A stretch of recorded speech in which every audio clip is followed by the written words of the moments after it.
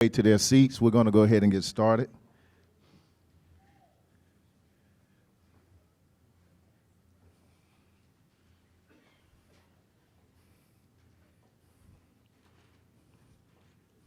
Can I get a go Deeks one time? There we go. That's how you liven the crowd up. Welcome, everyone. My name is Kevin Smith, alum, and currently with the Deacon Club here at Wake Forest University, and I will be your master of ceremony for this occasion. The Sankofa bird is an African symbol that represents the importance of looking back while continuing to move forward. This image is typically depicted as a bird turning back while still moving forward. And that is what we're here to do today, is to turn back while this university continues to move forward. We are here today to look back and recognize the firmness of purpose of Kenneth Henry and Bob Grant to create a powerful moment when Wake Forest University, our university, impacted change in America. But as Uncle Bob has said to me several times, it wasn't just me and Butch. And so let's not forget where we were as a country in 1964. Because in 1963, we had seen 4 little girls lose their life in a bombing in Birmingham, Alabama. In 1963, we had seen Medgar Evers assassinated in the driveway of his home. And also in 1963, we witnessed the assassination of President John Kennedy.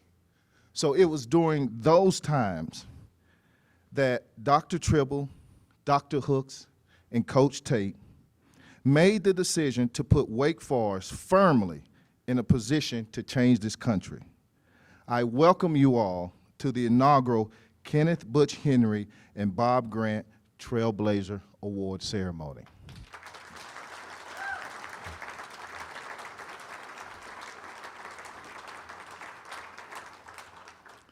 Now, what does this award mean? The Robert Grant and Kenneth Butch Henry Trailblazer Award was created to recognize the significance of the first black football players at Wake Forest University and from the South. I want to get that correct. And recognize their significance and the historical role Wake Forest athletics played in integrating Division I sports, being the first to have courage despite the risk. It took deep faith to believe that their teammates, the coaching staff, and the Wake Forest community would offer steady support during critical times. As transformational leaders, it took trusting in their abilities, talents, and tremendous fortitude to preserve that would set trails often and not traveled, ablaze, lighting the way, and leaving paths of success for all of the athletes yet to come.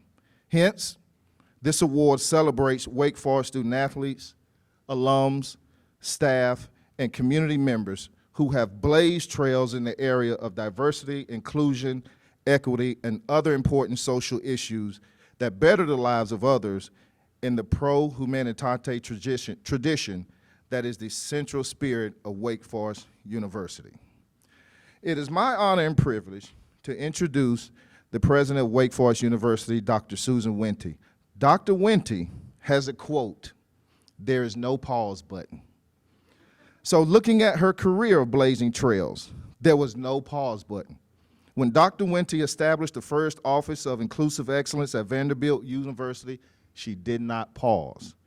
After becoming the first woman to serve as provost at Vanderbilt, she did not pause. And after being recognized as Woman of Influence by the Nashville Business Journal, she did not pause. So now, as the first woman to serve as president of Wake Forest University, she will not pause. Ladies and gentlemen, the president of Wake Forest University, Dr. Susan Wendy.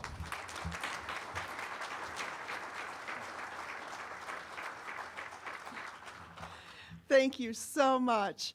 And I will say that I am not a person who settles, as some people say, have I settled in here? because I am continually moving forward. But Wake Forest, Winston-Salem, you are our home, and we are so, so pleased to be here, rooting for the Demon Deacons in every corner or part of this university. And it's just such a tremendous honor to be with all of you here today, especially as we have this opportunity, what should not be a rare opportunity, to celebrate two individuals who did, as Kevin so captured, who did so much to not only move this university forward, but to be a model for our entire society in terms of what needed to be done. I can't imagine the courage that it must have taken to be among the first black players on the Wake Forest football team and the first in the ACC. But it was that courage, that selfless leadership that has placed our institution and our conference, and at that time especially, placed us on a path of embracing diversity, of bold decisions, and of making progress to being a more inclusive community. Now, in these first months of my presidency, I have seen and experienced the deep commitment of all the members of this community towards Pro Humanitate, towards For Humanity, towards making decisions that benefit everyone. It's unlike anything I've witnessed at any other institution. This motto is lived, it is breathed, and it is upheld here. Now, Pro Humanitate is not simply a motto, it's a way of life in that way.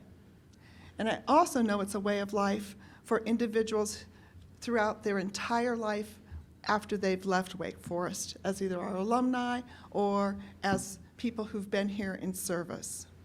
It's a calling to really contribute the very best of oneself for the purpose of greater good.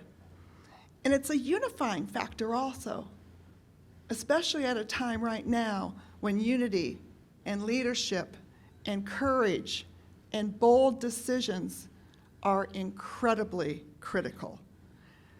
This community can continue to pull together in partnership and in collaboration to make further bold decisions because of what we've done in our past.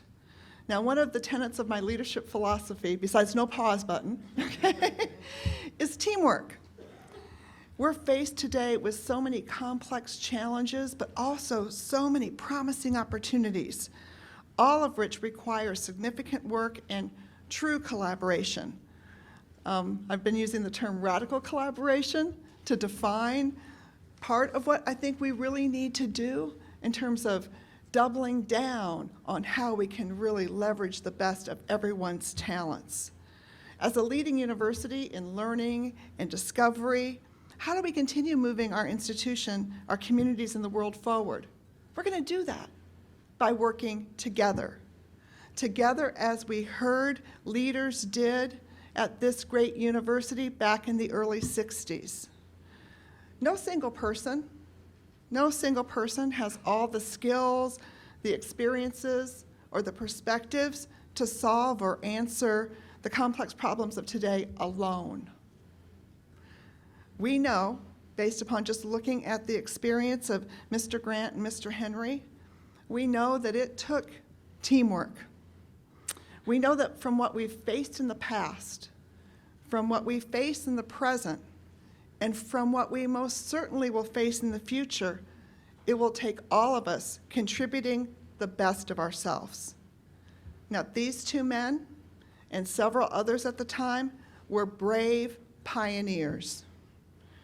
It's up to us now to continue upholding that mantle with all of our teammates across the community. We have to make progress. We cannot be content with where we are now. We have to continue to aspire to do more. So to Mr. Grant and to Mr. Henry, on behalf of the Wake Forest community, some of which are here today, they all want to be here, but those who are here and myself, I share our deepest thanks to you for your courage to forge a new path for this university, a new path for society. Your commitment to humanity, your leadership, your courage was not only evident when you were students, it remains influential to this day. Learning about that history, having our narrative known, will help us continue to move forward. And with the Trailblazer Award named in your honor, we are ensuring that continued focus and that continued recognition of what we need to do and how you made this special impact. So thank you for leading us in ways that hold us to our motto and our standard of honoring Pro Humanitate. Thank you. Thank you. Thank you, Dr. Wendy. Now I'm going to introduce Steve Bowden, and he's going to talk about the committee. And one of my favorite sayings is, you have to plant a tree that you would never sit under its shade. And Mr. Bowden is one of the first to sit under the tree that was planted by Bob Grant and Butch Henry. And Mr. Bowden shared a story with me a few years ago that when he had graduated from Wake and left, he had $44 in his pocket. And he turned that $44 into a legacy of being an ACC champion and being a part of the 1970 championship team, a legacy of being a Hall of Famer, and a legacy of being one of the best attorneys in America. So, ladies and gentlemen, I would like to introduce to you Mr. Steve Bowden. I like that last part, Kevin. Ladies and gentlemen, it's my pleasure to be here. Dr. Wendy, I really appreciate the kind words that you spoke about these fine gentlemen. I want to acknowledge Robert. I want to acknowledge Dr. Hooks and my coach, Coach Tate. I guess I kind of got in this position because my lineage goes back to these guys. When I'm coming out of a small town in Liberty, North Carolina, I didn't know anybody ever gone to college. So coming to Wake Forest, what set me on the path here, my sophomore year in high school, I saw a film that NC State had produced.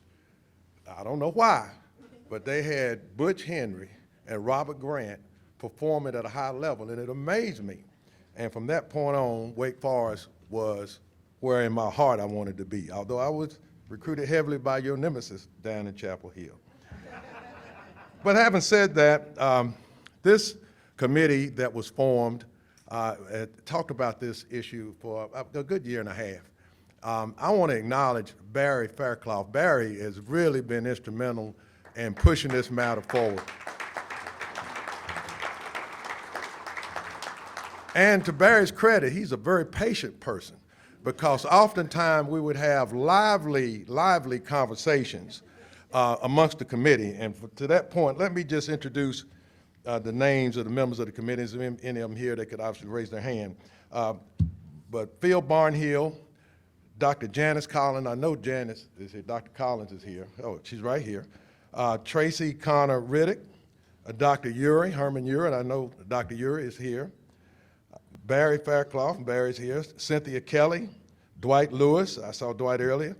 Gilbert McGregor, who played basketball here, and Billy Overton, who played football here. Jody Puckett, who basically was second in charge in the training room under Doc, and Kevin Smith, who was just talking to us. But those people who know me, since I gotten out of Wake Forest, one thing that they gave me was some bass in my voice and a stick, and I got a law degree, so at that point in my life, I can tell it like it is. I don't have to be humble, and I'm very aggressive on what I believe in. As a result, when this committee was formed, we had all kinds of ideas of this Trailblazer issue, all kinds of what it ought to be and who it ought to be and all of that. But Barry knows from the word go that I said, if you're gonna have a Trailblazer Award, you must recognize these two young men, because they were the ones who blazed the trail.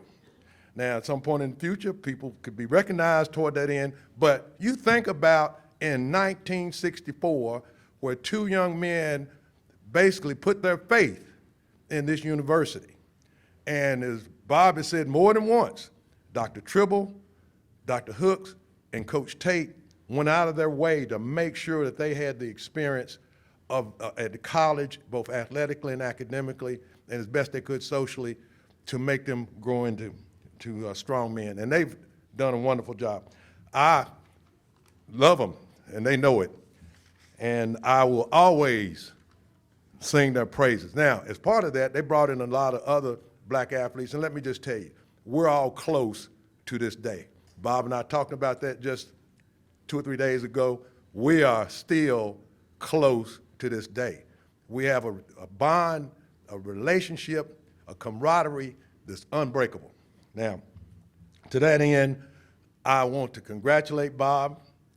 It's well-deserved. And for those of you who didn't see these guys play, and my wife can tell you, these are the best athletes I'd ever seen in my life. I mean, and I've seen some athletes, and I'm pretty good myself, and I said, they're better than me. So they were excellent athletes, excellent people, and Wake Forest has the story to tell. I told Dr. Wendy just before we started, other schools are trying to make a history. We have a history to tell. All we got to do is tell it. We don't have to embellish it or do any of that. Just tell it, because we got a really strong history in this area. Congratulations, Bob. And I had less than $44 in my pocket.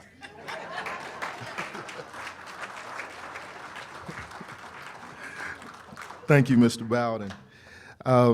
Now I want to introduce Wake Forest Director of Athletics, who will move forward with the ceremony of the award. But Martin Luther King Jr. said, the ultimate measure of a person is not where they stand in moments of comfort and convenience, but where they stand at times of challenge and controversy. When Wake Forest Director of Athletics, John Curry, came to Wake Forest, we walked into one of the country's most challenging and controversial times. And at that time, when this country was the most divisive, I can tell you from personal experience, John Curry found a way to bring us closer together. And under John's leadership at Wake Forest, I could talk about a lot of different things, accomplishments of teams and their awards and the accomplishments of individual players. But two things stuck out to me as we dealt with this trying time in his leadership. We, one, had a graduation rate of 95%, and also had a voter registration drive with 95% student-athlete participation at the same time. At a time when this country was supposed to be most divided, John Curry has found a way to bring us all together and to make sure that Wake Forest continues to move forward. So, ladies and gentlemen, the Director of Athletics at Wake Forest University, Mr. John Curry.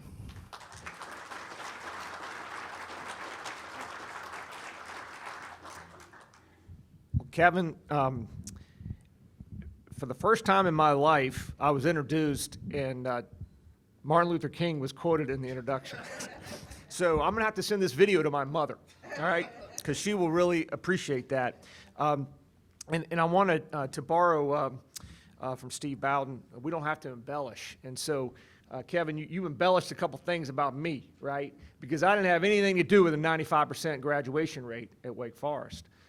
That happens because Steve Bowden set that expectation, and you set that expectation, and lots of others have set that expectation through the years. So today we're going to honor a bunch of student athletes, some of whom have earned 2 degrees at Wake Forest, some of whom earned a degree somewhere else and came to Wake Forest as a graduate student and have earned a graduate degree.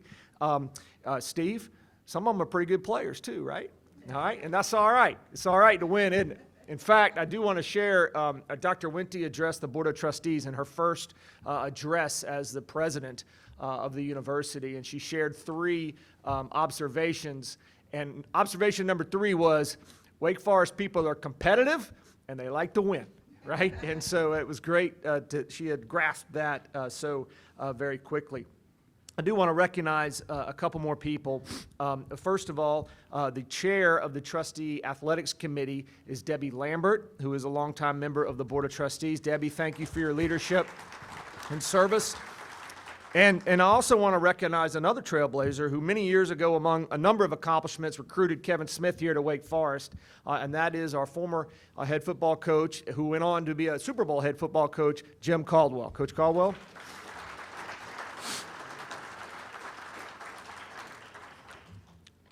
So as we think about why we're here, and Dr. Wenty's term of radical collaboration, and that pause button does not exist, I can assure you that. We are moving forward at rapid pace. But one of the things that I also really appreciate about Dr. Wenty is that when you have a transition, sometimes people want to talk about all the things in the past that held them back or whatever. And Dr. Wenty has really focused on acknowledging but moving forward, on continuing to move forward and solve more problems, and continue to improve the university and improve relationships and improve how we impact the community and the country. And I appreciate that very much, and we're certainly moving forward in athletics and the university in general.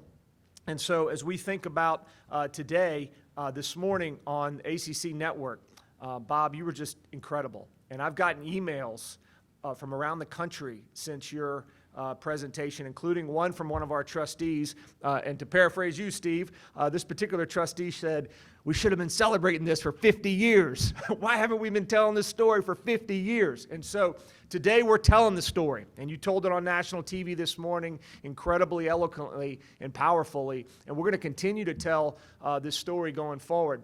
But one of the other things you said, Bob, but one of the things you said that was really important is you recognized Dr. Tribble and Dr. Hooks and Coach Tate and their responsibility at that time.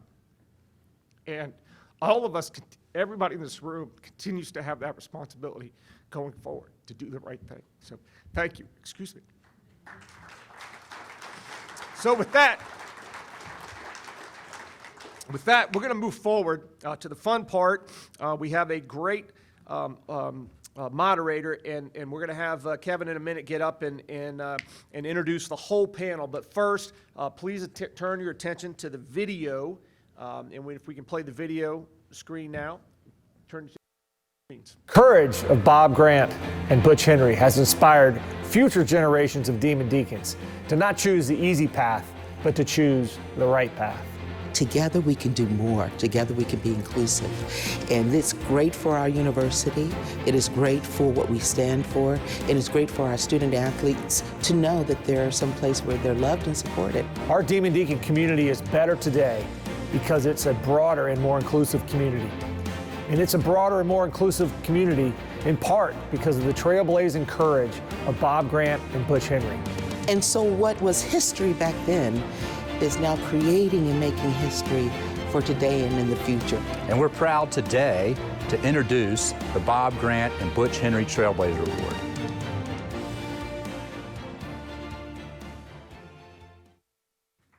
And so, as Steve said, the inaugural recipients of the Bob Grant and Butch Henry Trailblazer Award are indeed Butch Henry and Bob Grant. And although Butch cannot be here today due to his health, we're very proud that Jimmy Carter is here. Jimmy, if you'd come on up, and I'd like President Wenty, if you all right here would like to accept this award on behalf of Butch Henry, is Jim Carter.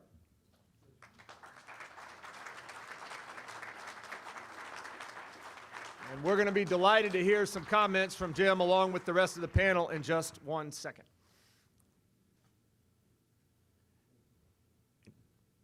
You can go ahead and take your seat on the panel if you'd like to, Jim. Thank you. And a man that needs no introduction, but he's been introduced across the country today on national television. And I thought E.J. Manuel's appreciation to you, Bob, was especially special in this morning. But a person we all know who will forever be at the front of our lips, Bob Grant.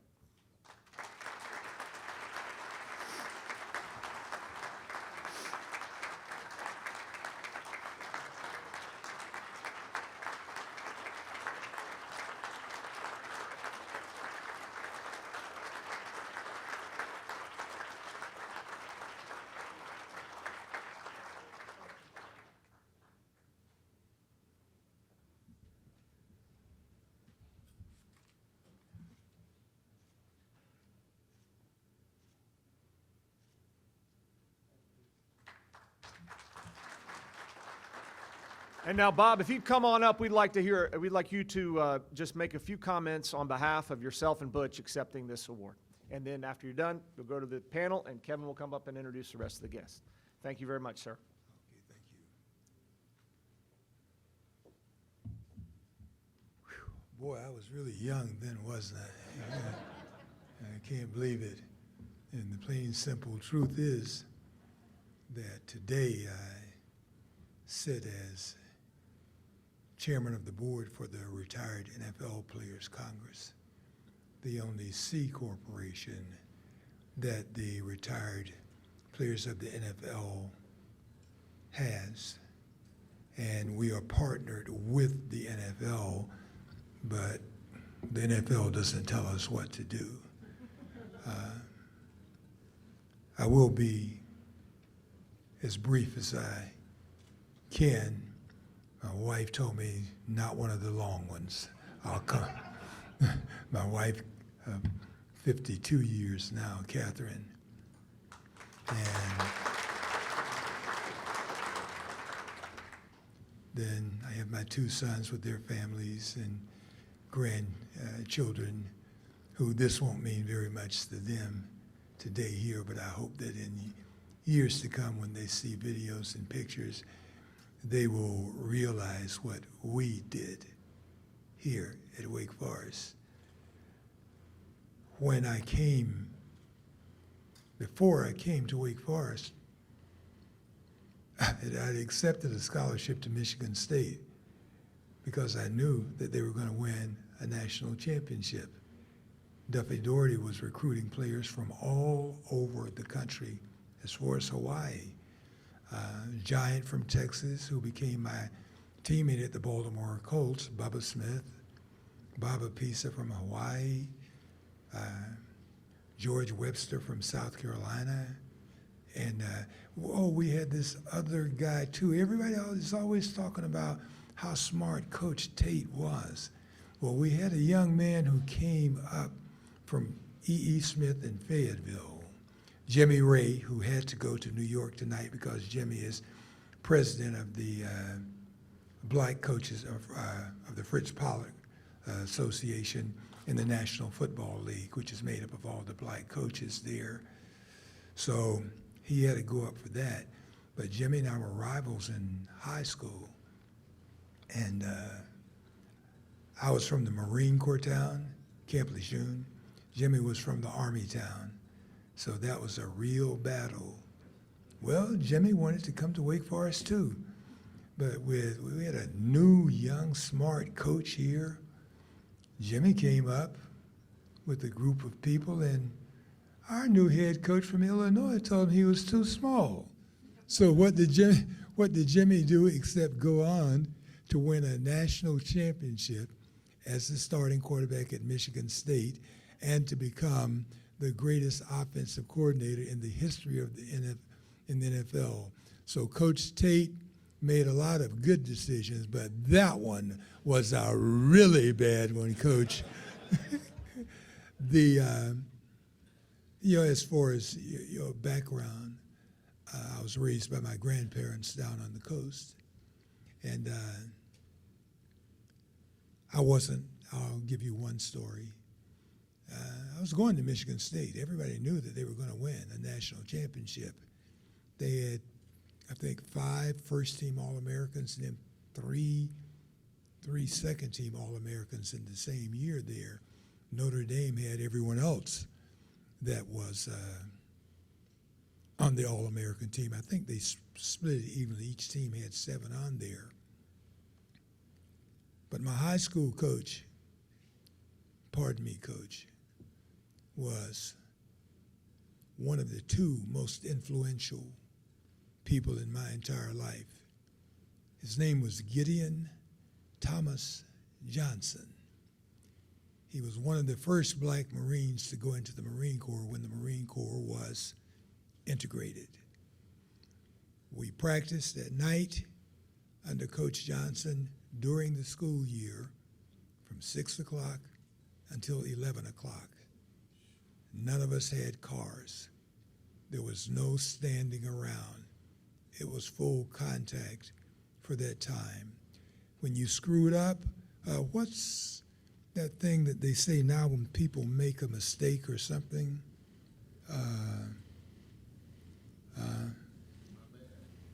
Yeah, they say that in every thing. With him, and during those times, he had a better left hand than Muhammad Ali. And I ended up on the ground a lot of times. So did a lot of other players who did not make mistakes with him. That is the program that he ran. And discipline was as strong as it was in the United States Marine Corps. I was on the Marine base almost every day of my life. I wore Marine Corps fatigues. I had a Marine Corps ID when I was in high school. And I wasn't in the Marine Corps, but I was their boy. So I could go anywhere on base there. With him, he had this way of talking to his players. He was about 350 pounds, about 6'3", as black as these boots that I'm wearing. And whenever you got a call to his office, usually meant that you were in trouble. You're going to catch some lefts and some rights. I don't mean in your shoulder or whatever. You were going to end up on the ground. But everybody in the community loved him because everybody that played for him, if you were first team or if you were second team, you were going to get a scholarship someplace.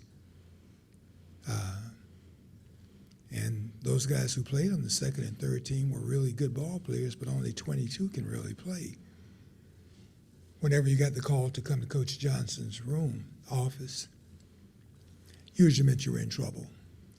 I got the call to come down to his room, and I walked in, and most of us, won't be offended by the language, I don't think. Come over here, young lad. We're just out, oh my God, when he said young lad, boy, were you in trouble. It was like, Coach, those are the same things. What are you trying to sit there? I sat down, pulled the picture out, showed it to me, held it up. It was in the newspaper. It says, do you know who this white man is?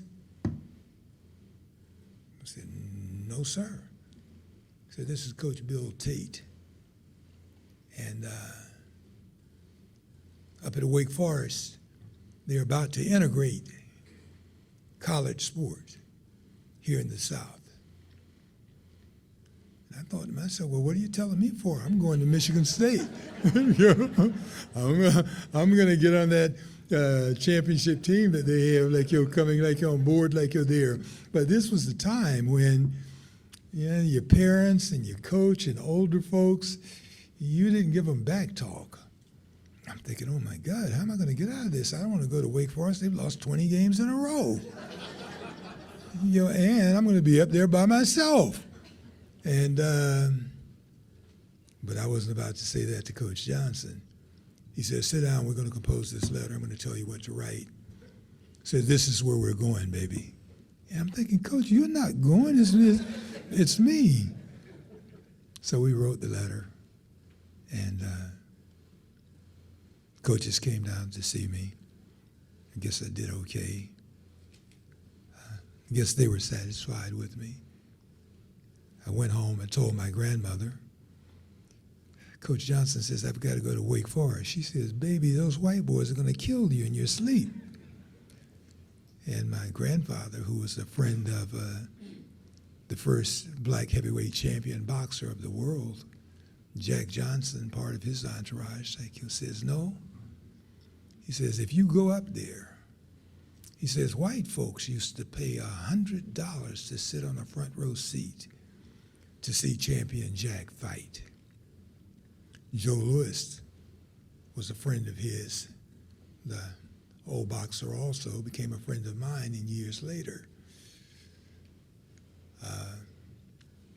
He says, if you go up there, he says, it's kind of like this young boy that they've got this boxing out of Kentucky now, Clay, the boy with the big mouth. He says, someday he's going to be a hero. And I'm thinking, well, Cassius, Muhammad Ali, too, must have been here, was a black Muslim. They were really dangerous back during that time. Everybody in this room would be called the devil by Mr. Elijah Muhammad and them during those years. Well, he says, if you go up there, you go up to Wake Forest, and if you do better than your best in everything that you do, he says, before you leave there, some people might pay $100 to get a front row seat to see you play. And he says, to use his language, he spoke French and English, coming from Haiti originally. He says, if you do that, before you leave there, they will be clapping for you also. So I came to Wake Forest, not really wanting to.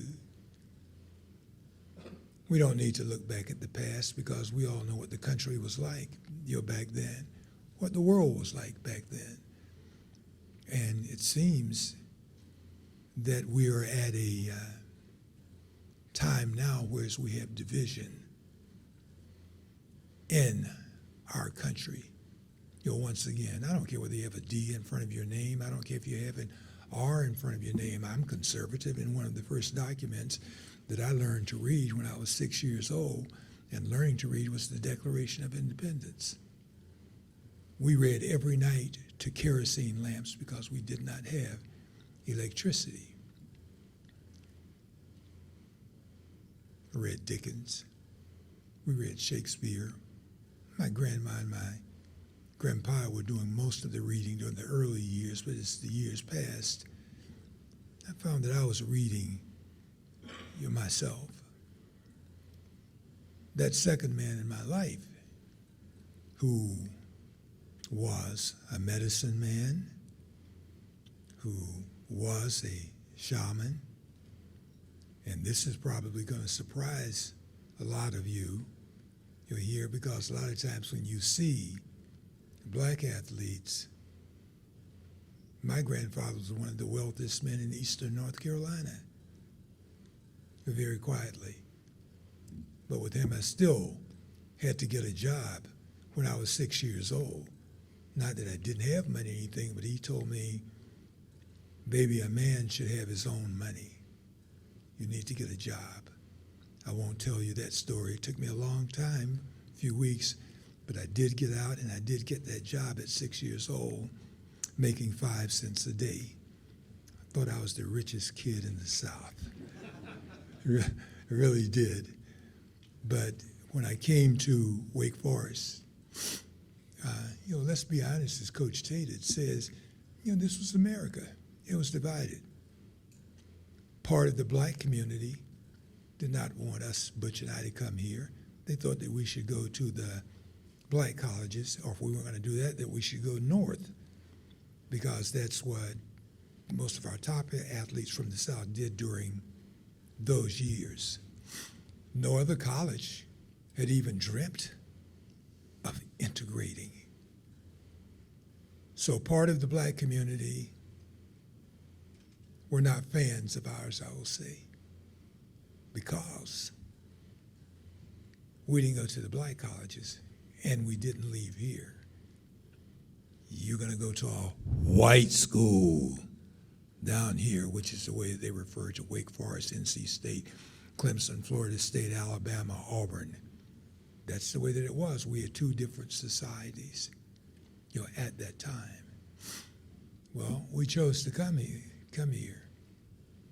We sent Jim Carter, whose mother, the great and famous, one of the first, the first black model in the United States of America, acting teacher to Harry Belafonte, Sidney Poitier, Diane Carroll, friend to James Baldwin, friends to Adam Clayton Powell. So he was kind of polished.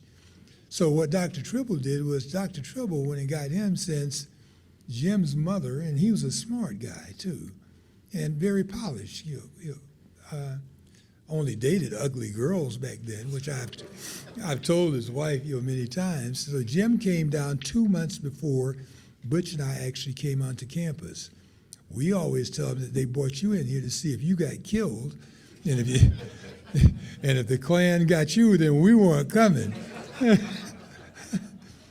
But our welcome here on the Wake Forest campus, by my good friends, Coach Tate. Plain and simple truths, I'm going to tell you, I didn't learn much football. I was the best player on the field every time that I went on the field when I got here, because that's what Gid Johnson created in me. And I don't say that humbly, but I say that in homage to Coach Johnson.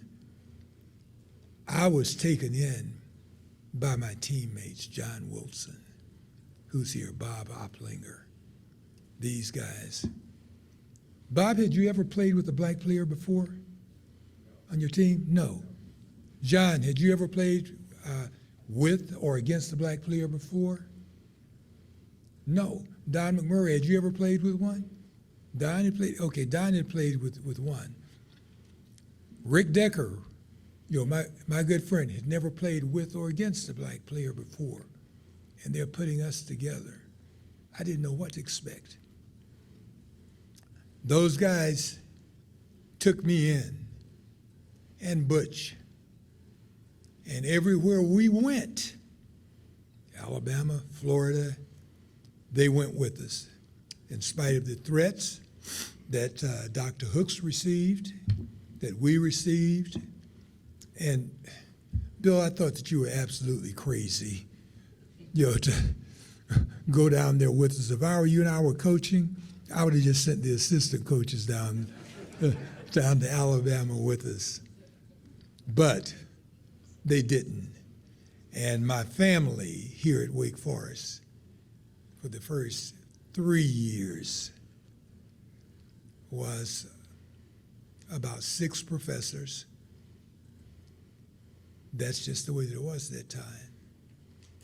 And Dr. Hooks, my good friend Dr. Tribble, and Coach Bill Tate.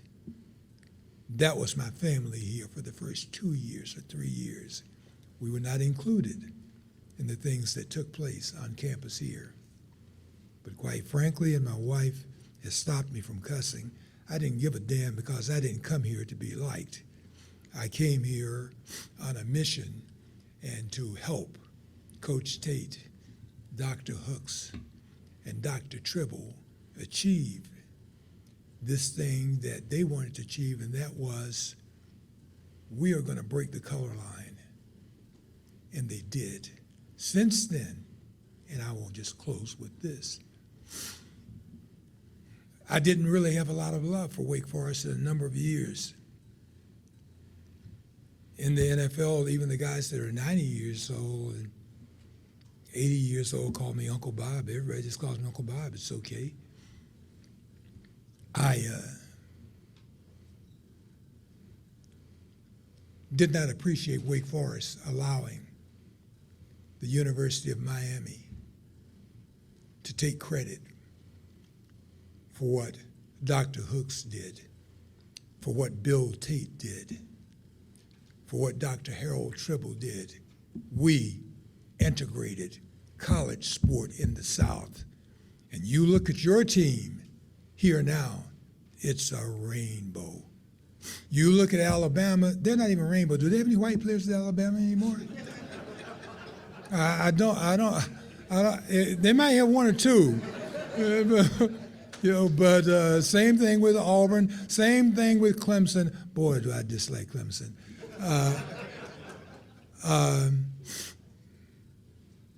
Frank Howard said on television when they did that, and I'm just going to I'm not going to use the word. Coach Frank Howard and Bear Bryant were the 2 big-name coaches in the South back then. Coach Howard went on TV and said, nope, I'm going to say it because this is Uncle Bob. A nigger will never play for Clemson. He and I were laughing about it years later because he was saying, I was cheering for you boys all the time. I wanted some colored players, but my alumni wouldn't let me have any that go there. So when you guys did well up there, that helped me. I will be forever grateful to this university. I will be forever grateful to those three men for the opportunity that they gave me to, my wife can tell you, my every dream has come true. Every dream. Maybe I have a few leftover ones like the old song. Some of you remember that song. But without Wake Forest, I don't know how I would have gotten there. I don't know how it would have ended up. I would always have been the best player on the field. And when I played in the NFL, I was the best player on the field. Not only did we integrate college sport, we were the first major college in the South in 1968 to send a athlete to the National Football League. Butch was drafted, and I was drafted. We have so many firsts here at Wake Forest that are overlooked. And we have Coach back here. Was so happy when he came on here. Was so happy when Billy Hayes came on here. When Freddie Summers, the first black quarterback in the South, came on. We were just elated. No one else was doing those kind of things. My university did that. Wake Forest University did that. And I hope that Wake Forest University will stake its claim. My son on the end over there at Dax had to threaten to sue the University of Miami when they wrote a book saying that they were the first. Kentucky took the claim. SMU, my good friend Jerry Levi is like you're there. We did it. We did it. We should have been using that to recruit athletes all of these years. And we haven't been using like that because we have a place in history. Finally, another one of the things that just irritates the daylights out of me is we talk about the civil rights apartheid movement in this country, segregation times in this country, which I grew up under. You can Google on those telephones. Is that what we call it, Jacob? You can Google it. Who was the first school? You can go and ask your football players here now, your basketball players, what school integrated, not the ACC, but in the South, integrated college sport? I'll put up $100 against your $1 that if they know, they just found out this week. I know because I've asked some of them over the years. I asked someone yesterday, very smart guy who played here and works here in the athletic department again like you're now. They don't know. I am so glad to see you people here. And when we start to talk about civil rights, I knew Dr. King. I met Malcolm twice. Well, I was in the room. I didn't really know him. John Lewis, Jesse Jackson, and all those people. I'm a conservative, but I just happen to know, some of those guys. Don't blame me for saying that. You can read from now until kingdom come, and you will never see the names of three men who integrated college sport. Dr. Harold Tribble was the point of the spear. Wake Forest was the point of the spear in integrating college sport in the South and changing college sport in America. At his side was Coach Bill Tate and Dr. Gene Hooks. We can talk about civil rights, but you won't see their names like you'll anywhere. I'm still pretty damn upset about that because those men gave me a life, and they did play a magnificent role in the civil rights movement.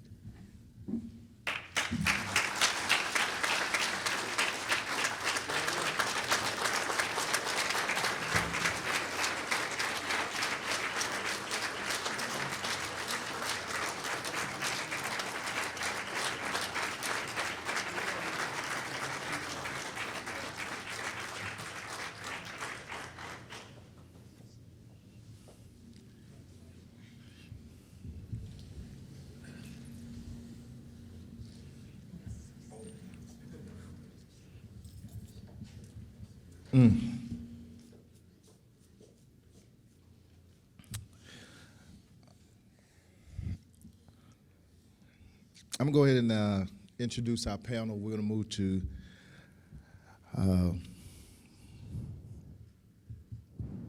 that portion. I want to start by introducing our moderator, Dr. Janice Collins. Dr. Collins was Wake Forest's first All-ACC honoree for women's basketball in 1985. There you go.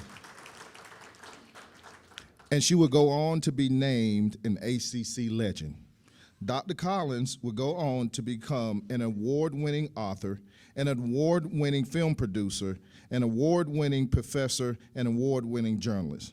Dr. Collins has more Emmy Awards for her work than Tim Duncan has championships. She has 6. Exactly, wow. So our moderator for the panel is Dr. Janice Collins. And I also want to introduce some of the other panelists and talk and just briefly mention their role at the time. First will be Dr. Hooks. He was director of athletics during that time, and he was up until 1992. Coach Bill Tate was a head coach during that time at Wake Forest.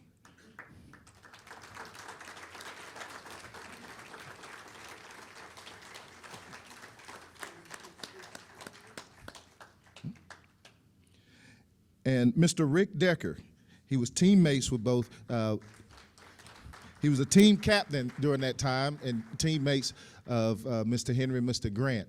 And Mr. Grant has shared with me some of the stories about you, Mr. Decker, but I won't mention them here. And we also have Mr. Jimmy Carter here. He was a part of the first 4.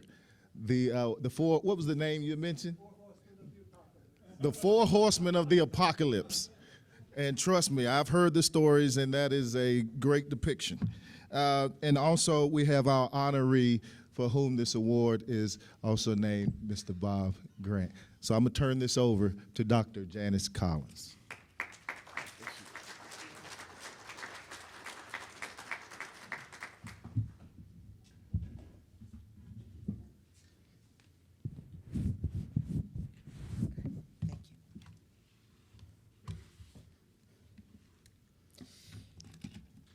Good afternoon, everyone.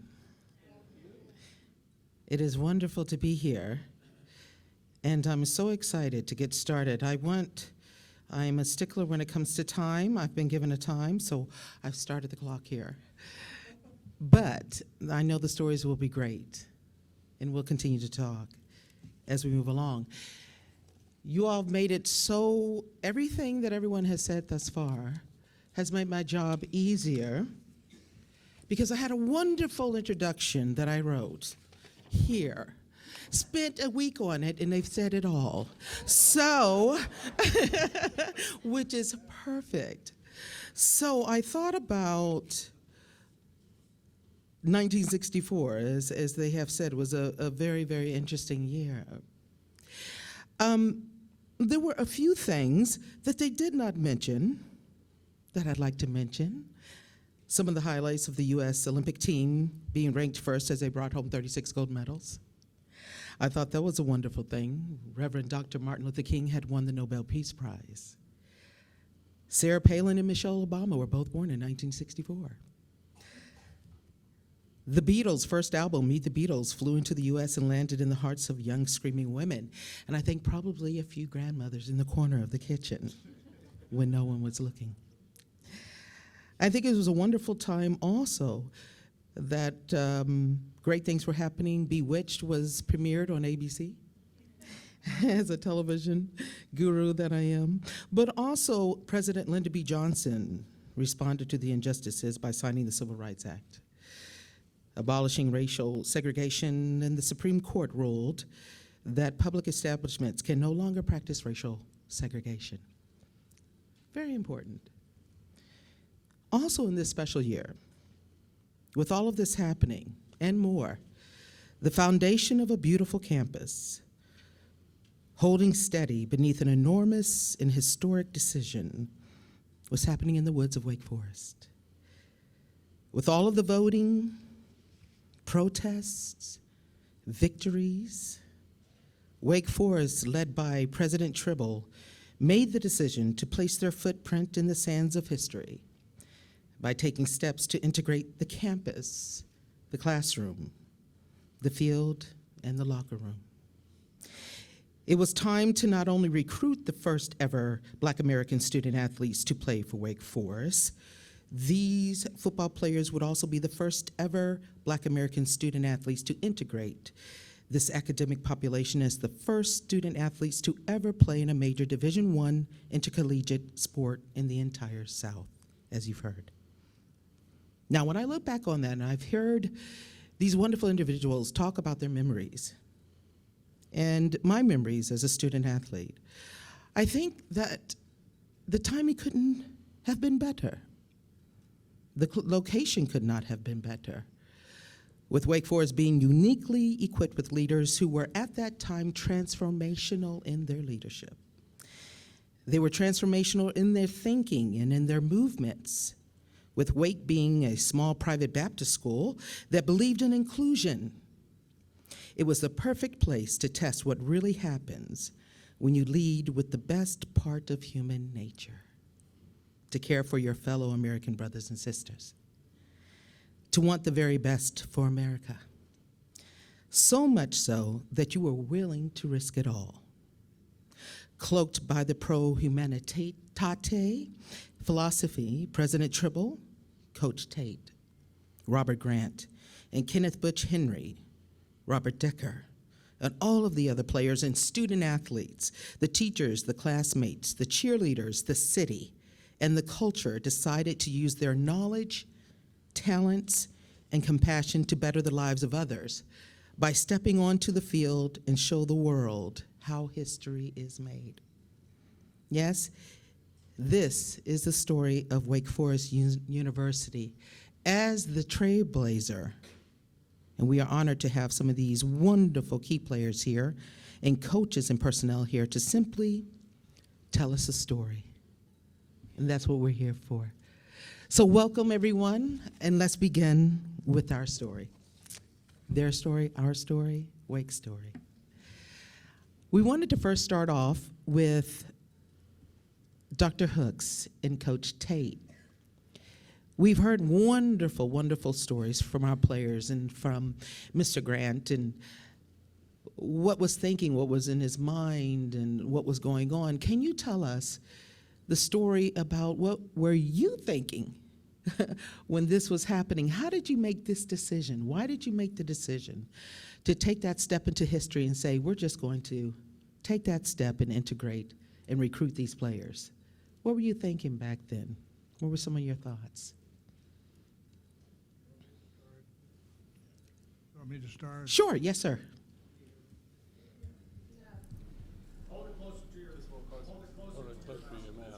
How's that? Yeah, that's great. That's great. First of all, I'll take a second. All my family stand up, would you? My The Tate family, there's a stand lot up. of them.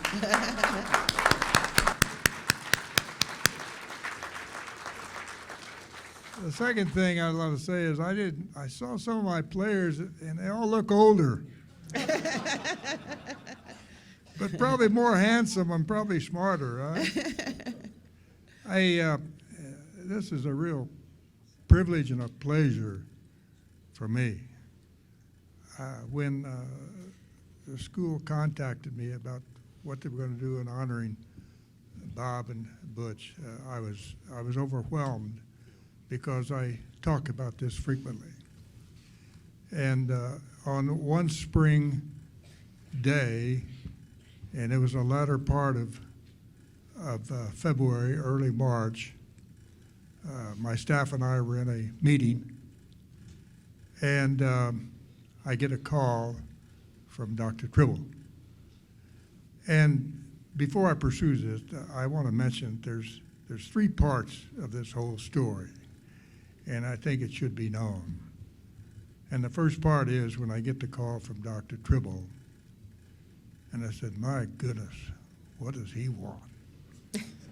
You don't normally get a call, a football coach from the president of the university.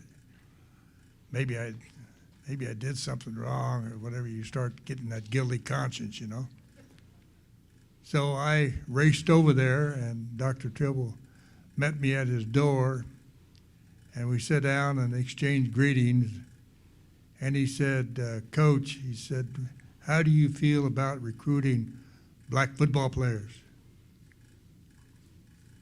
I said, well, it's ironically that you mentioned this because my staff and I have been talking about this. But we didn't know how we were going to do it. And he said, well, I suggest that you tackle that problem and start recruiting black football players because I'm going to support you. And I said, if you do that and you got my back on this, then I'll go all out and we'll recruit some outstanding young black football players. That was the first thing. So then the second thing, we started recruiting. And you know, it's like anything else. If you're in the recruiting business, you hear about good players. And I heard about Bob. I heard about Butch Henry. And so fortunately, we recruited them and they came. I won't go into all the stories because there's not enough time to do all that. But I did realize this, that we needed not only players, but we needed outstanding men. Not just a football player, but a man who could stand up to the many trials and tribulations he might face while he's not only playing, but while he's going to school. And we had to have that. He couldn't be a weak person. He had to be strong. So we did that. And so that was the second thing. The third thing we needed somebody in the athletic department that was going to support our program. And Dr. Hook stepped up when he came on board and became a strong supporter of our program. And the rest of the story is history. The last thing that I would say, and I think I mentioned this to Dr. Wendt yesterday, and I feel this is so important, that it's been a long time for this coming, but I think it's important that this legacy continues, not just start and end here, but continue the legacy. And the only way that we can do it is like practice on the football field. You keep doing it, and you keep doing it, and it becomes a part of you. And so if you make a mistake, you get up and go again. And that's what practice is all about. And that's the same thing with when I address this and look at this. The integrity of this function must be continued in order for it to be a success. Otherwise, it might very well die. And that would be a horrible thing, because we have we're in kind of like a relay.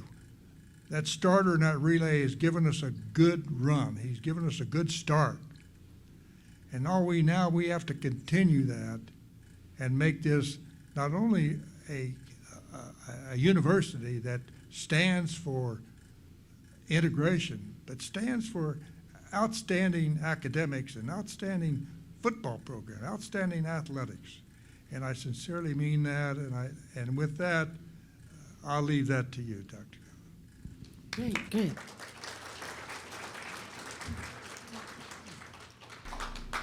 Let me start off by saying it's such a privilege to be up here with Bob Grant and Bill Tate.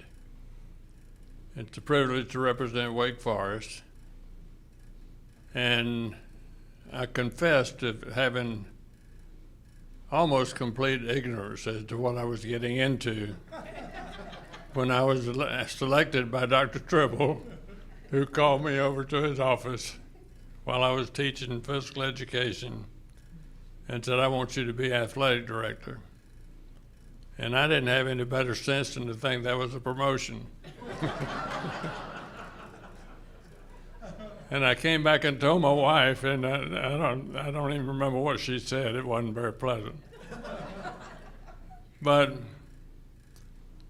I admire Bob, first of all, for some stories he told me earlier today of what he went through. And I was ignorant of it. And I admire Bill for what he told me, because I had played with black baseball players. I played professional baseball for 5 years, and we got along just fine. I never noticed any problem or anything else. But all of my playing was in the Springfield, Massachusetts zone up north of there, and so it was an entirely different type of environment. But what I think about now is how far we've come. What a beautiful place it is now, and how great the facilities are, and how good the student athletes look out there, and how well they speak, and how well they represent the university. And when I first became athletic director, now this was 1964, when we were just getting started. We'd had a race ride in Winston-Salem. We'd had football coach and athletic director fired that year because we didn't win any football games. We did not have any facilities. We did not own a football stadium. It was played under in Winston-Salem, owned by the city. And it had 16,000 seats, and 8,000 were in the end zone. It had a locker room that we could not use. Players from the visiting team as well as the home team had to dress at the hotels or at the campus and bus over to the stadium. And the locker rooms were so crowded that you could not use them at halftime hardly. I hesitate to say what we had as far as the Coliseum was concerned, but some of you have been to games there and know what Memorial Coliseum was like. We didn't own a baseball field. So we were, I didn't see the budget until I got to become athletic director, and I went into the office to see the secretary who was the athletic director had left and left some records. And we had an $8,000 budget, and we were almost $2,000 in debt. So that's what our budget was when we first started here. And it was my job to give these guys the support that they needed to be successful. And I took that as my personal responsibility, and you got a lot of help. We had very few alumni. It's hard to, people wonder about a small school being able to do a really good job as far as attendance is concerned and as far as donations are concerned. But if you have such a small number of students, you also have a small alumni base. And we just had almost no people who went to Wake Forest who lived in Winston-Salem. So we came a long way in a short period of time. Got a lot of help from Carolina people, from Duke people, from state people, saying, please help us because you live in Winston-Salem. Let us be your second school and support your first one, but buy our tickets and come to see our games. And we got a lot of help.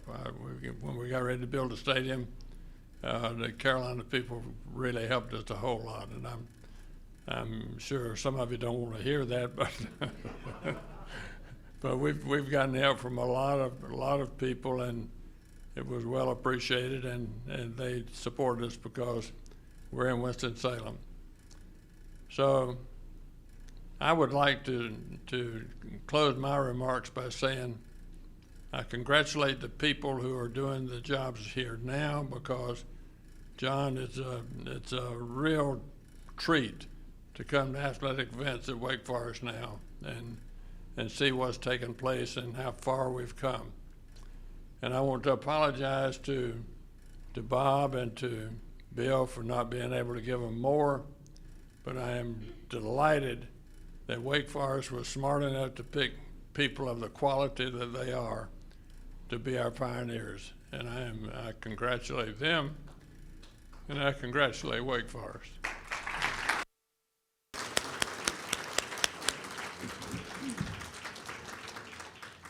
Great remarks. That is wonderful. And it reminds me, yes, coming back, the campus is just absolutely gorgeous. And even for the student athletes, I thought, there are lounges in what, really? But what is really most remarkable is when I was talking to Mr. Grant, when I was talking to Mr. Carter, when I was talking to Mr. Decker, they were saying even when you didn't have all of that, you had each other. So you ate over each other's homes. You helped each other out with, someone had said, sometimes the shoes didn't fit just right, but we were okay. And so can you tell me a little bit about the culture among the players, where there was a camaraderie of just helping each other out, human to human, without, as Wake Forest continued to grow? Can you talk to me a little bit about that? Like, how was it? And anyone with a microphone can talk, can respond. How was it for you all as you went from one city to another with just each other? Even with the studying, Coach Tate, you told me that one of the things you really loved is after every game you looked back and in the vehicle that you all were traveling in, and the players had their books out. And they were studying the entire time coming back to campus and to the city. How was it for the players? Can you tell me about that, guys? Let me take that, Coach.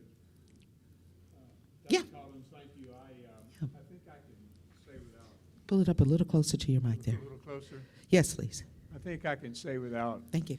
fear of contradiction that all of us players from the South, and probably some from the North in the class of '64, and I think Bob brought this out in his remarks, had never played with or against black players. It just wasn't part of our world. And then we came to Wake Forest, and there were these three athletes on the team, and it was exciting, but really it was kind of beside the point. It was seamless. It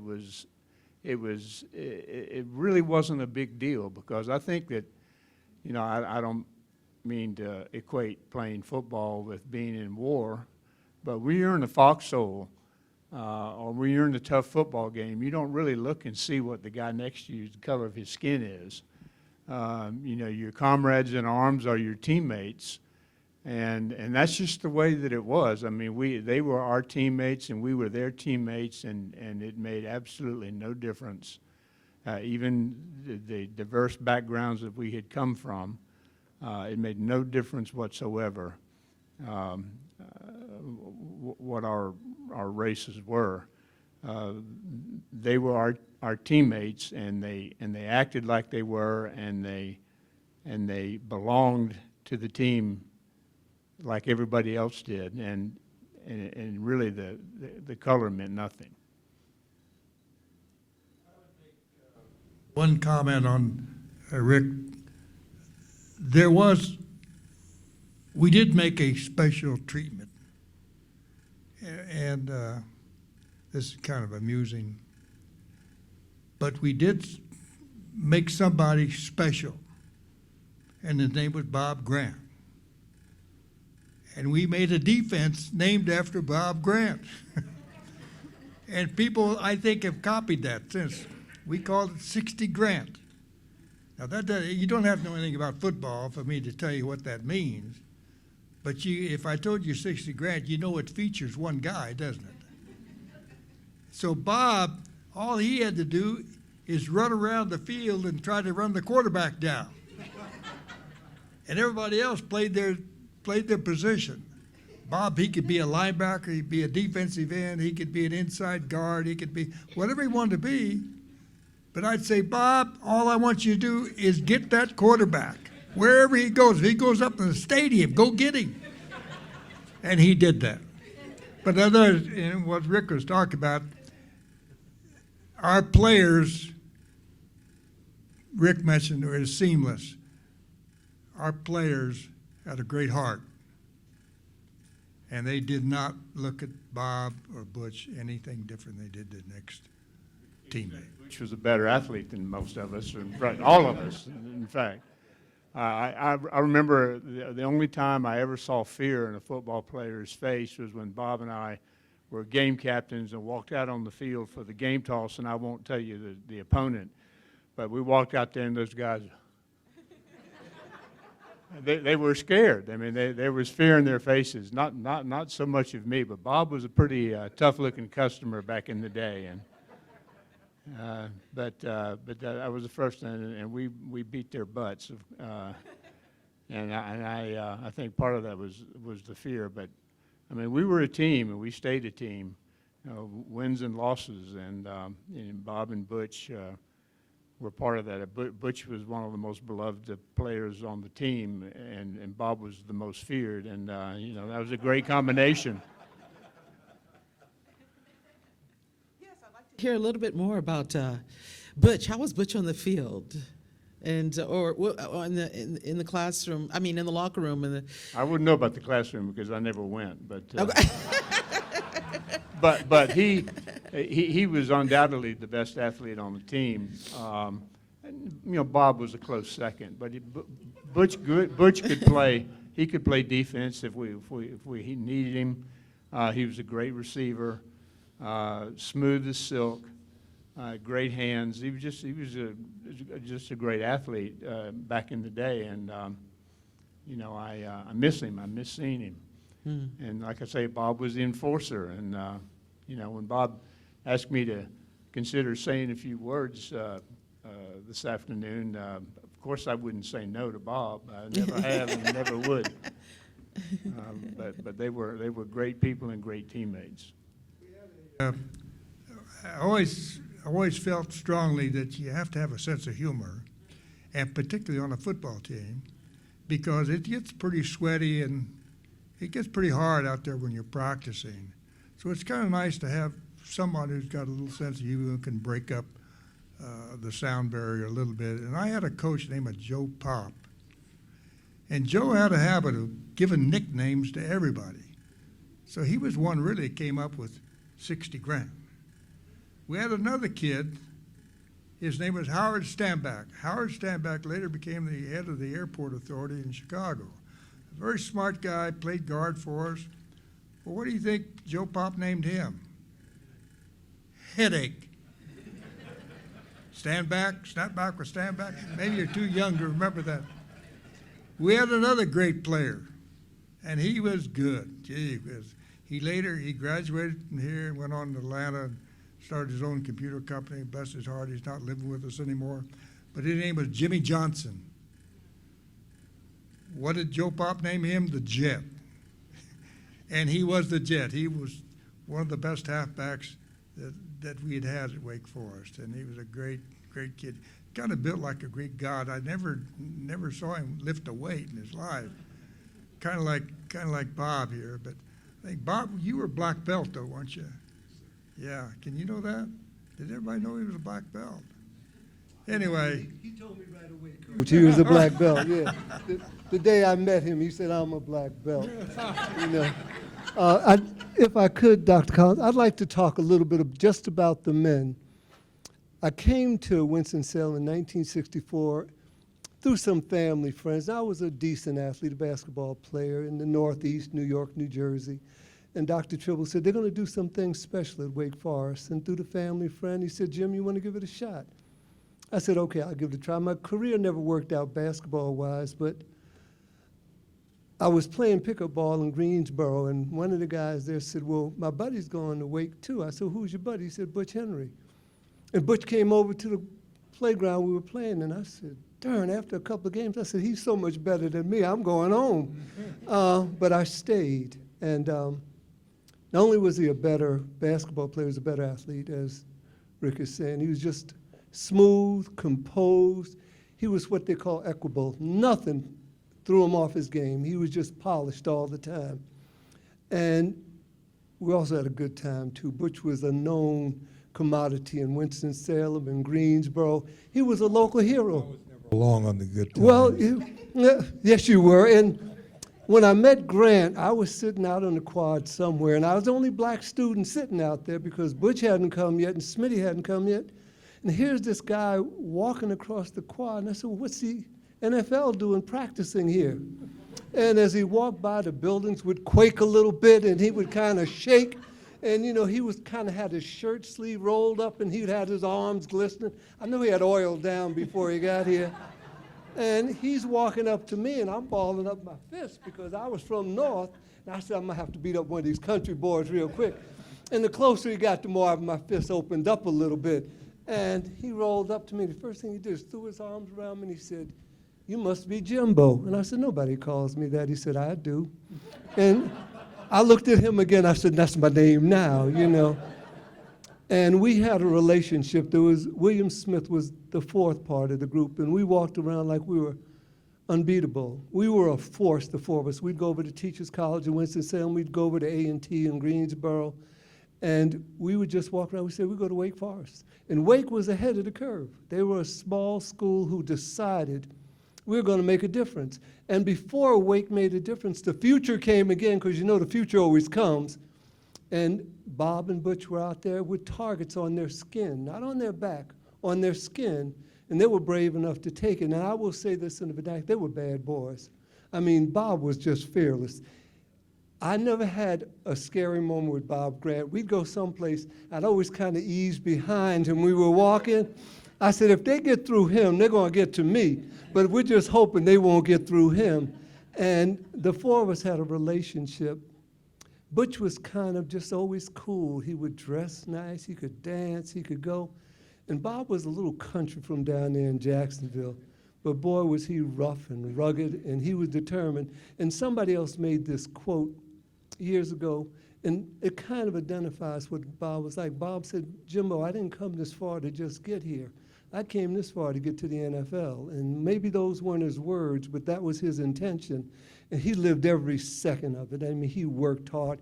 He was so defined. I had never seen anybody like him who was 18 years old. And then when he was out of the public eye and we were up in the dorm, he was just the biggest clown, the biggest trick player, always had a joke to tell.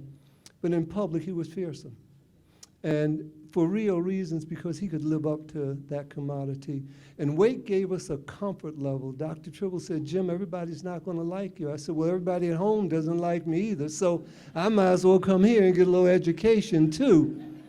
But we formed a relationship that 57 years later, Bob and I worked together on some projects out in California, and we talk at least once a month. We were talking to Butch early in the year, wasn't it, Bobby? Yeah, we got 2 phone calls. Butch suffers from dementia now, which is why he's not here. But, you know, I was kind of the leader of the pack, and they say you ride on the shoulders of those who've come before you. Well, I was riding on the shoulders of those that were with me. And we made a difference. Wake Forest made a difference. Bob Grant, Butch Henry made a real impact. And when they went places, they went down to Death Valley at Clemson, they were threatened. And they didn't even go to, Bear Bryant didn't want any part of them, but at some point he said, I need some of them.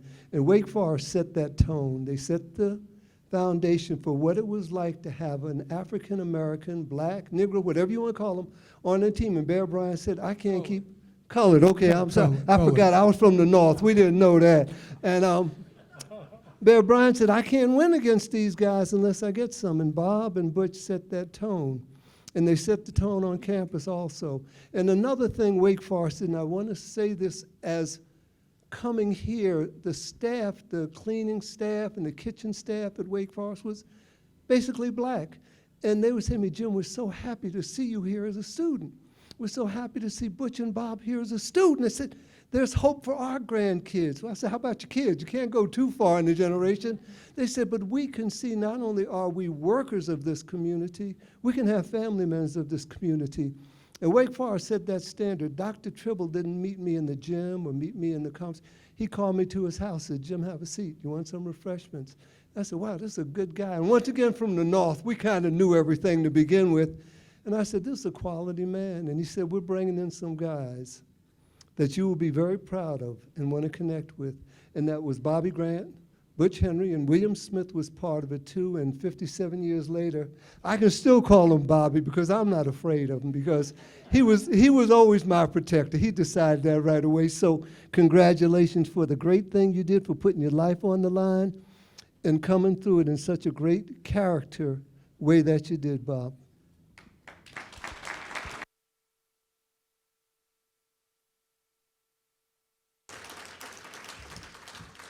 This is all wonderful, and I know that we could go on and on and on and on, and it would never get boring. It would never get stale. It is quite rare to be in the presence of legacy. Quite rare. And so we cherish these moments, and we're so thankful that you all were able and you took out the time to come here and share your stories and your memories with us. As we're closing up, one of the last things that I'd like for each panelist to talk about as your closing statement is, if you could talk to yourself in 1964, what would you just tell yourself in 1964? Or what is the one thing that you would like the world or people to know that you've learned, so we can learn from you, continue? Or however you want to close, your last final statement for today before we head over to the game, correct, and the tailgating. So anyone can start. What would you tell yourself in 1964? What is the one thing you want us to remember, to take away from everything that you've talked about?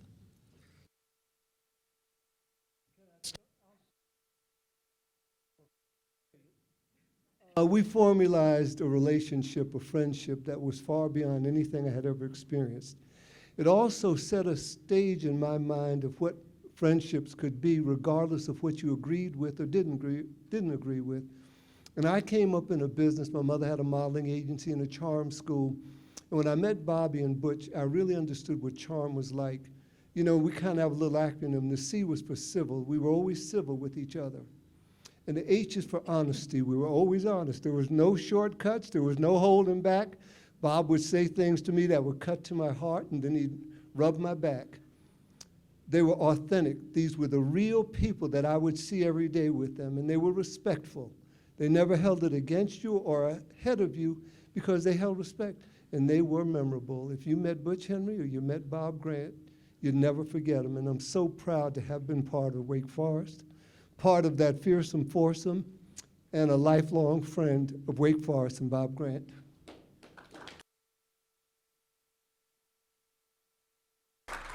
I'd like to make one comment just to sort of give you an idea of how far these people have brought us. In 1964, we were hanging by our fingernails trying to stay in the Atlantic Coast Conference. It was that bad. We played only 3 home games in '65 and played only 3 home games after that, trying to go on the road to make money because we couldn't afford to play at home. And that's how far this school has come in that period of time. And people like Bill Tate and Bob Grant and Butch Henry enabled us to do that. And I am just very, very grateful.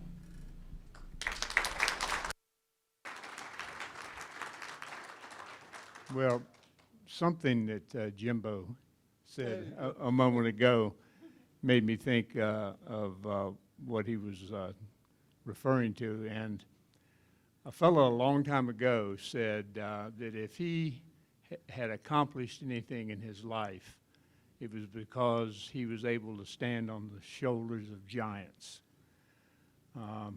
Fast forward a few hundred years, and another fellow who was a ball player, a whole lot better ball player than I ever was, in a ceremony similar to the one we're having tonight, and even though he was suffering from an incurable disease that would take his life, said that that night he felt like the luckiest guy on earth. Fast forward to today, and I think I and my teammates understand what Sir Isaac Newton and Lou Gehrig were talking about, because we were able to stand on the shoulders of giants, and we're all the luckier for it. And some of those giants are in the room with us today. One, sadly, is not. Dr. Hooks was a giant because he made sure that we had what we needed to do our jobs. Coach Tate taught us how to use those tools to the best of our ability.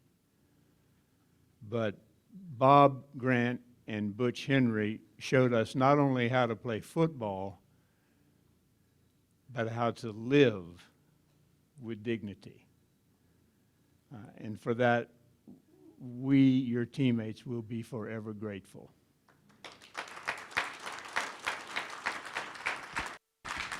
I'll leave you with, and then I won't say anything else. I got to tell you this because this is an actual story. We were flying back from Houston after playing the University of Houston.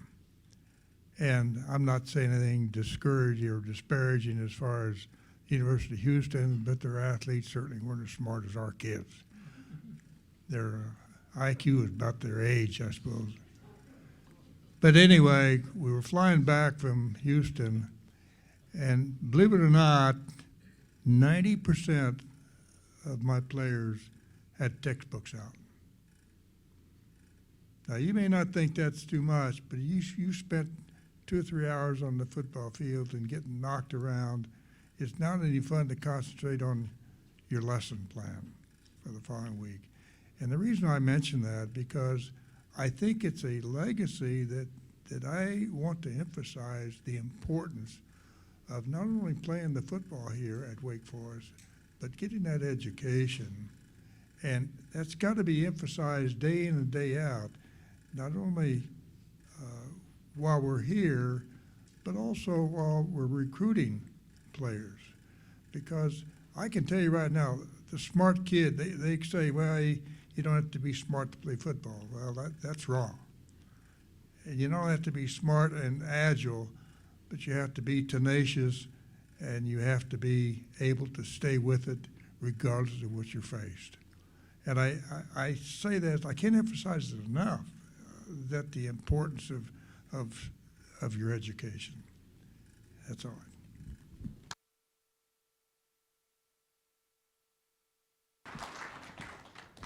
Well, I guess that I'll end where I started.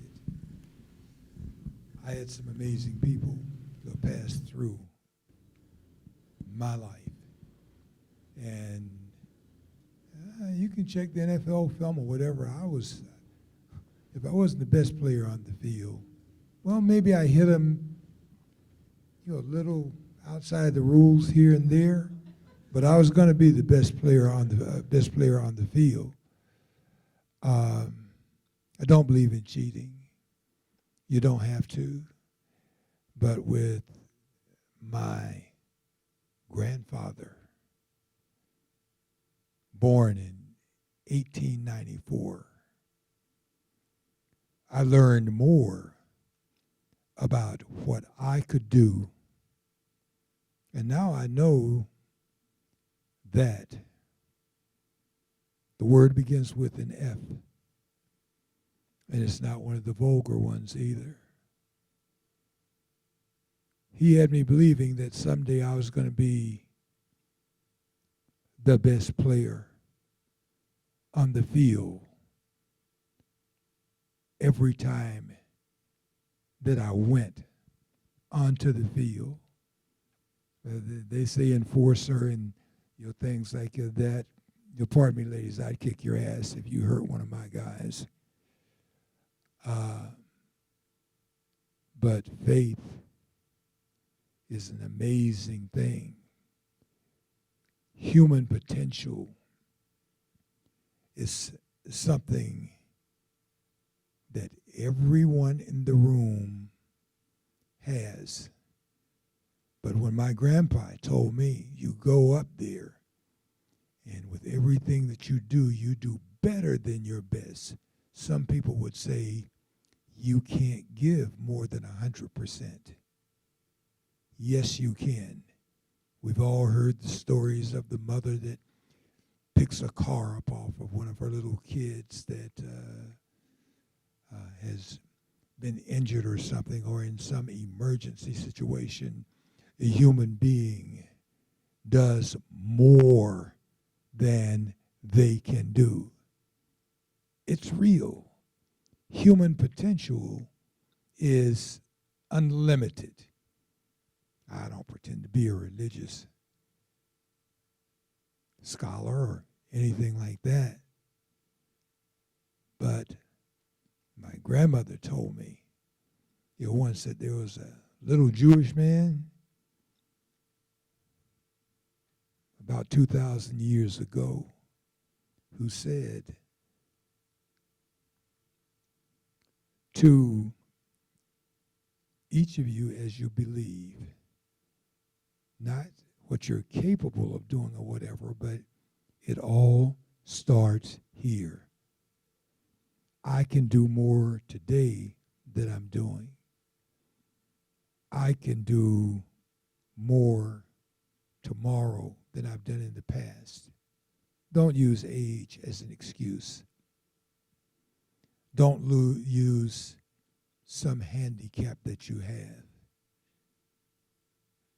If you are relatively sound of mind, you can make a difference. But in America today, with everything that's going on, all of us, whether you have an R in front of your name, an L in front of your name, a D in front of your name, we can do better, folks. And I think that at Wake Forest, Coach Bill Tate, President Harold Tribble, Dr. Gene Hooks, Butch Henry, and I showed you that you can do better than your best. So with each one of you, what I would leave you with today, she says, what advice would I give you? It'll be stop making excuses. Who cares if you're 75 years old? Who cares if you're 80 years old? You're here today. In this country, we are a team in backing this university and what we're doing. To these young people today that are so caught up in drugs and so many other distractions. To our politicians on both sides of the aisle who hunger so much for power until they would destroy our country. And this is, as I told you, which I believed since I was a little boy, this is the greatest country in the history of planet Earth. And whatever your political beliefs are, your religious beliefs are, or whatever, with whatever time we have left, you're here. I heard Coach Tate say to one of the players, I think we were talking about phone the other night, I'd like to see you again. Before I go, I don't know how many years you have like you're left. He's got a lifetime left. There's still more that he can do. There's still more that you can do. And if you will set your mind and believe in what that little Jewish man said like a long time ago, as you believe, that's all that it takes is like you'll believe. That's all that I have.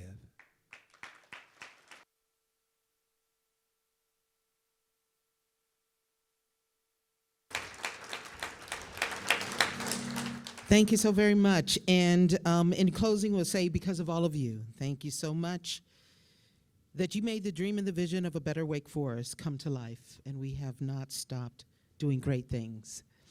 These precious memories of yesteryear will help to shape someone else's vision of a better tomorrow, as you were just saying, Mr. Grant, guiding them as they clear the pathways of uncharted territories that need to be addressed. Our prayer and hope is that your acts of bravery and courage, and yes, of great character, will be emulated by others as they look for ways to set ablaze their own trails towards a better tomorrow and a better world for all humanity.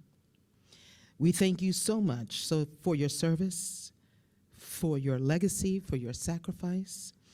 And on behalf, I know I can say on behalf of everyone in this room, we send our very best in prayers to Mr. Henry. And know that you are in our prayers and in our thoughts, and you're here with us today. And may God bless you, the university, the community at large, and may God bless America. Go Deeks. Thank you.